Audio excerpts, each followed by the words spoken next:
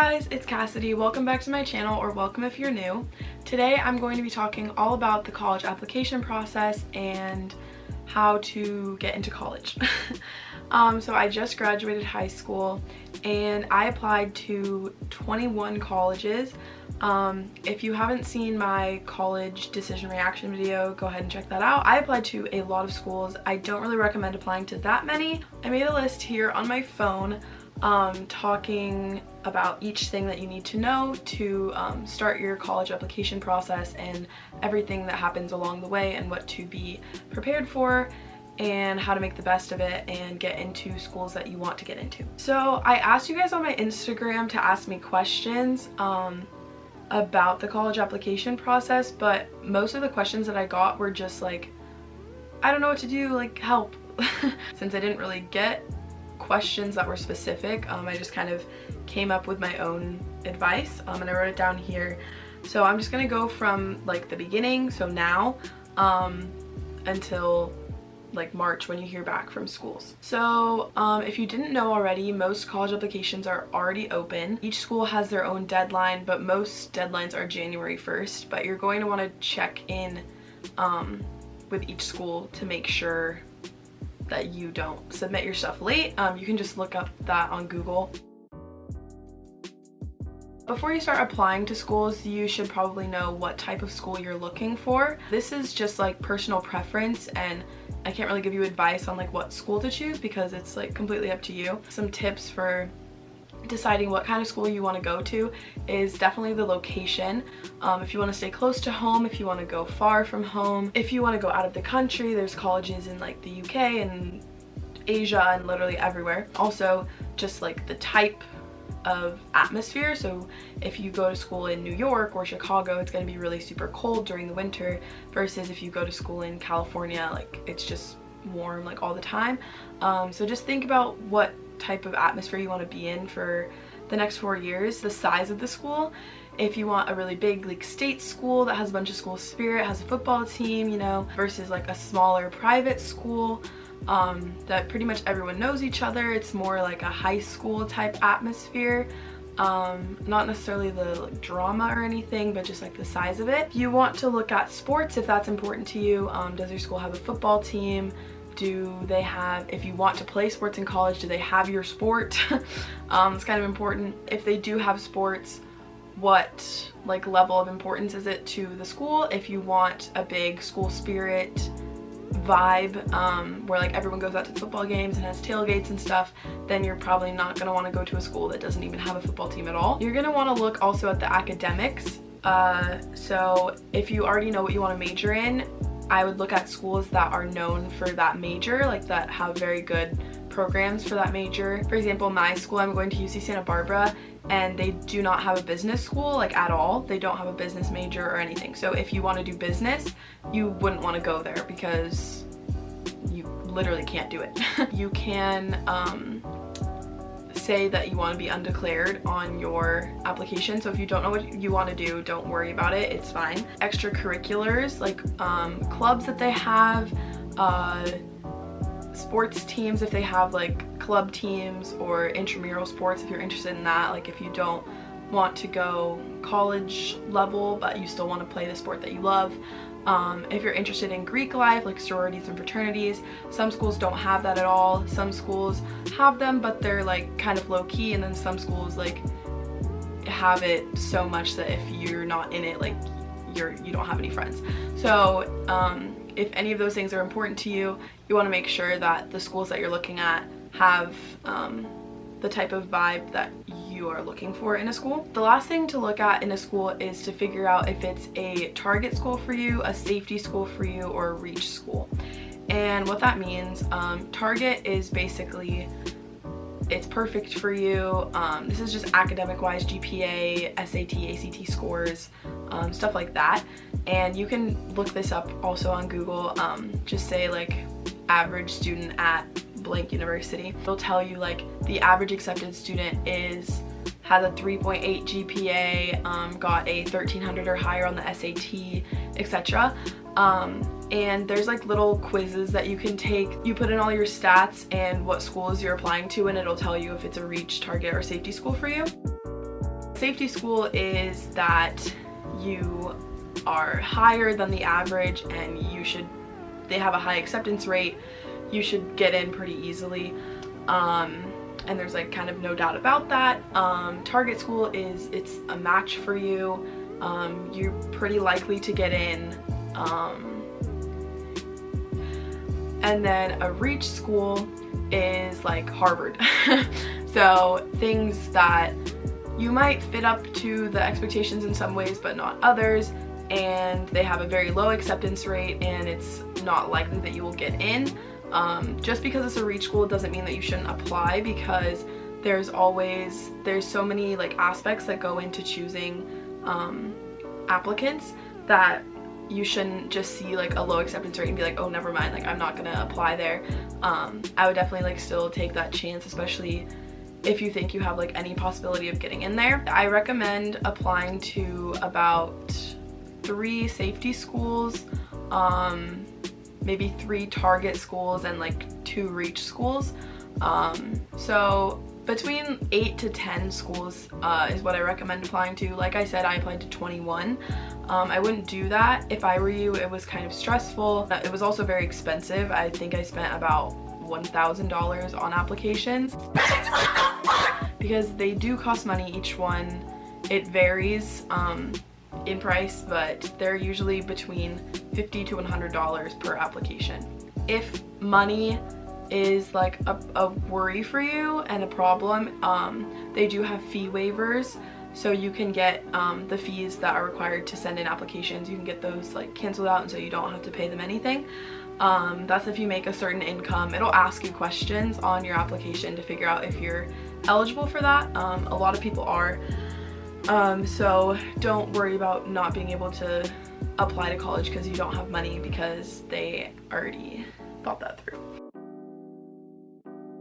After you've decided the like 8 to 10 schools that you want to apply to, it is time to look up the school's specific requirements for applicants. So some schools have a minimum GPA that you have to have in high school to even be considered to attend that school.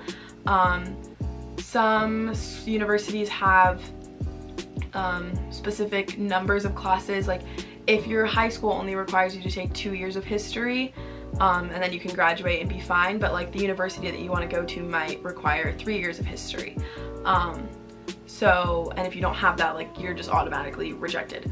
So it's kind of important to look at that before you start your senior year.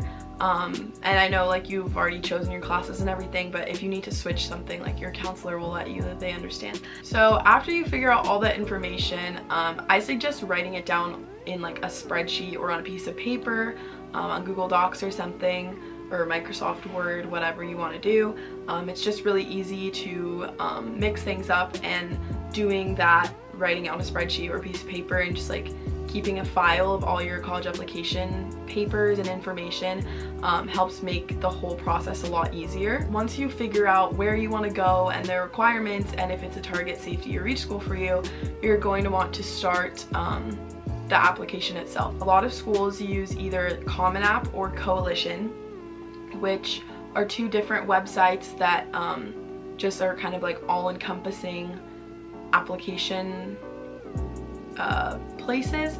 So the Common App is what I like to use. It's a little bit more like user-friendly. I had to do Coalition for a couple schools and I didn't like it. You can put every single school that you're applying to on one website, and it just like sends your information to every single school. So unless the school has a certain like special extra part of the application that you have to fill out, you only have to do an application 1 time instead of doing it 10 times or 21 times or whatever. Once you are done making an account and choosing all the schools that you want to apply to, it's important to look up the deadlines for each school of when you need to send in your application and all your application materials. And so when I say application materials, that just means like your transcript, your SAT, ACT score, if you took any SAT subject tests, which some schools require. This is very like out there, but Harvard does require those. Some other schools do too, but that's why it's important to make sure that you know what schools require what, because like if you didn't know that Harvard required SAT subject tests, you wouldn't be able to apply there if you hadn't taken them. I know that this year is a little bit different with COVID. Some schools aren't requiring that you send in your SAT or ACT score because some people weren't able to take them. But if you do have them, and if it does reflect well on your academic level and intelligence level, it would probably be a good idea to put that in there, just because it will make you stand out from the rest of the applicants if you have a good score in there and they don't have a score at all. So I was talking about seeing how much the applications cost, but you also need to check and see how much the schools cost per year. You can just do a quick Google search and it'll pop up right away. But it is important to know what you're going to be paying in the future if you do get accepted and choose to go there, and to see if you or your family can afford that. There are scholarships and everything, but there's no guarantee that you're going to get those, so you need to make sure that you can get there yourself and pay for it. The main part of the application that is meant to make you stand out from other applicants is the essay. And so everyone gets super stressed out about the essay, and on the Common App you typically only have to write one. A few schools have like a Y essay, so like USC, University of Southern California, and Northwestern had a Y Northwestern or Y USC essay, and so that's a little bit of a different story, and I can talk about those in a minute. But for your main Common App essay or coalition essay, there will be a few different prompts that you can choose from, and you only have to do one.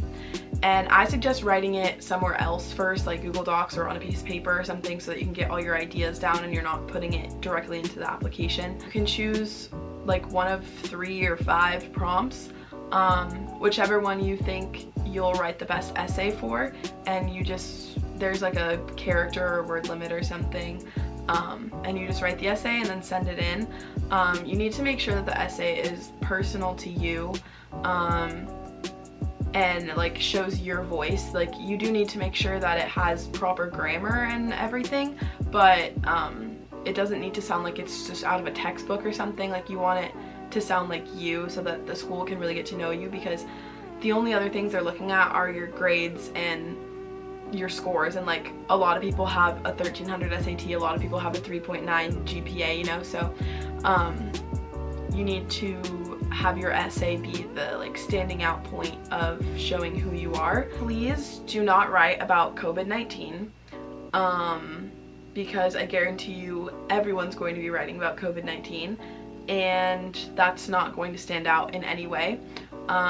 Some of the prompts are things like describe a time that you had like a setback or you failed something, and how did you like come back from it and become a better person, or tell us something that in your life that without it like you wouldn't be you. So just little cheesy things like that, and you just have to write an essay about it. The essay is not very long, but you still need to like work hard on it, and I know some people take like months to like perfect it. Have your family or your friends or your teachers read it, or all 3, and get some feedback before you send it in. You definitely have like literary freedom to write about whatever you want to. Something that can help you after you send in your application is touring the school, if you're able to get out there, if it's local to you, or if you are able to like fly out and tour the school. It shows that you're interested in the school, and a lot of schools keep track of something called demonstrated interest, and it can help in the application process. It can help you stand out from other people. That if you guys had the exact same application but you toured the school and they didn't, they might choose you over the other person because you made it clear that you are interested in the school and you're not just applying there like as a safety, like you actually want to go there. Another thing you can do to demonstrate your interest is emailing your academic advisor at the college. You can do this by going to the college website, going to the advisor page, and finding which person is for your region, because the academic advisors are spread out based on state or town or something. So just find who is assigned to your area. They're going to be the one that's reading your application, so it's good if they get to talk to you and get to know you a little bit better before they read your application and decide your fate. Something else you can do is email the professor of your major, if you do know what major you're going to be in, because they also sometimes talk to the admissions people, and so if the admissions officers are asking professors like, hey, what do you think of these people, and they're like, oh, I know that person never talked to me, like that might be a step up for you. You can also talk about that in your why blank university essay. You can bring up specific people, and that will show the school that you actually like researched different professors and people in the school, so that you're taking it seriously. In the why essay, you want to talk about what you will do for the school, not just what the school will do for you.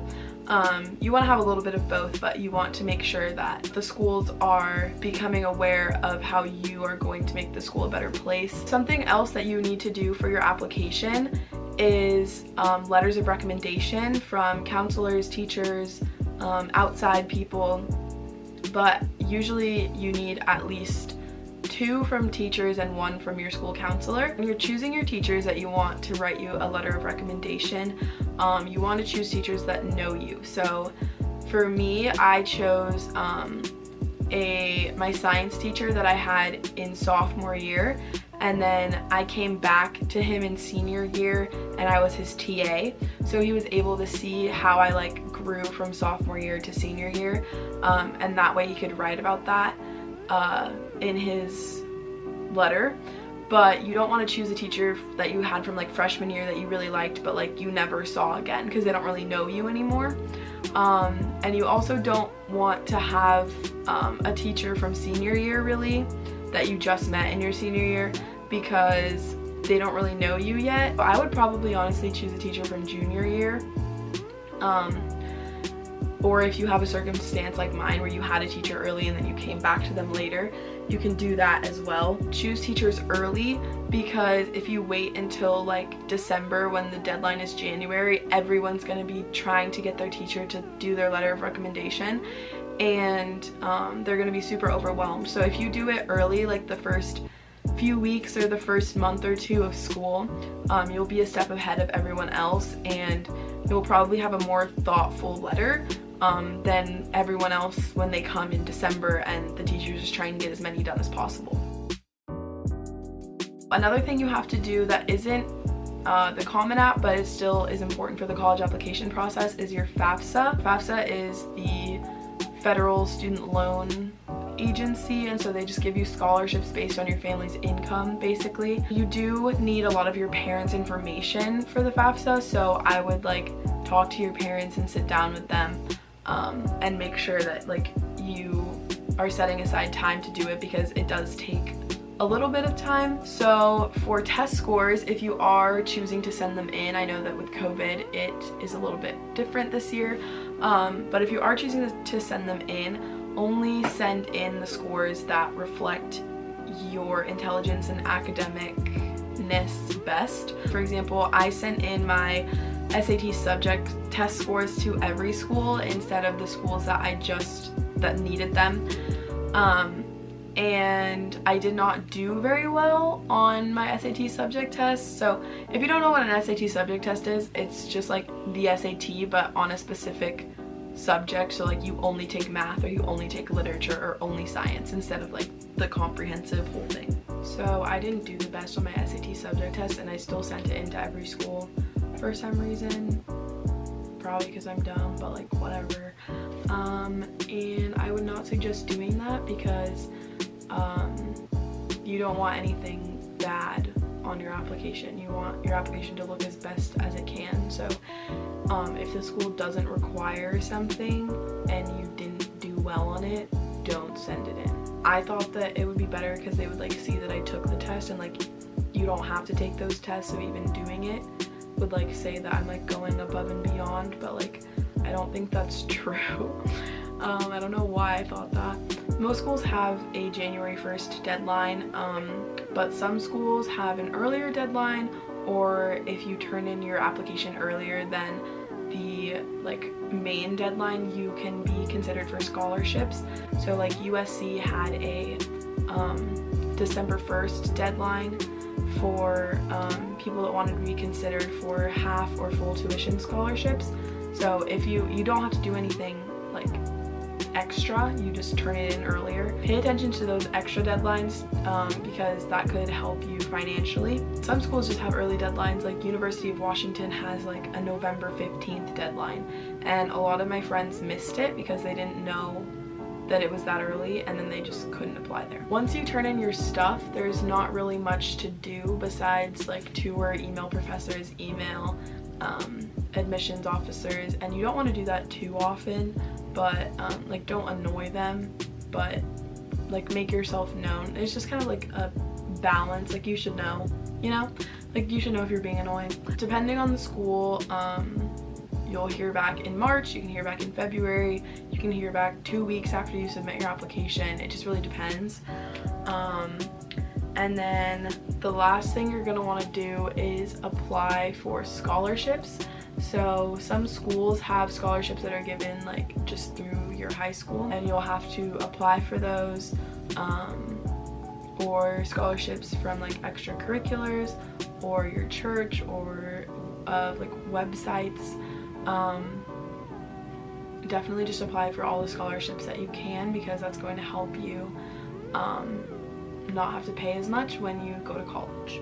And then once you hear back from the schools that you get into, get rejected, get waitlisted from, you have until May 1st to submit your SIR, which is Statement of Intent to Register and pay your fees and be enrolled into the school of your choice. If you do have a dream school that you get rejected from, usually they will accept appeals, which is basically just like another essay that you have to write that is telling them why they should like reconsider and accept you. Those don't always work, but it's definitely an option if you do really want to go somewhere and you didn't get in. But with that being said, going into this whole process, don't have any expectations of where you'll get accepted or where you'll get rejected from. Because for example, University of Washington was like kind of my safety. Like I was very high up on the academic side and the GPA and the scores and everything. And I had a lot of extracurriculars, my essay was good, like everything was fine, so I was kind of like just a shoo-in in my mind. And then I got waitlisted, and then I got rejected from the waitlist like a couple weeks ago. Don't expect that you're going to get in where you think you'll get in, and don't expect that you won't get in where you think you won't get in, because the whole process is like very strange and it doesn't really make any sense to me. But just know that like what's meant to happen will happen, and you will end up where you need to be. Thank you guys so much for watching. If you have any more questions, go ahead and leave them in the comments, or you can send me a DM on Instagram and I will answer it as fast as I can if I know the answer. If you liked this video, go ahead and give it a thumbs up. Stay tuned and subscribe for more college content. I'm moving in like 3 weeks. I'm so excited. And leave a comment down below on what you want me to film next. I'll see you guys later. Bye!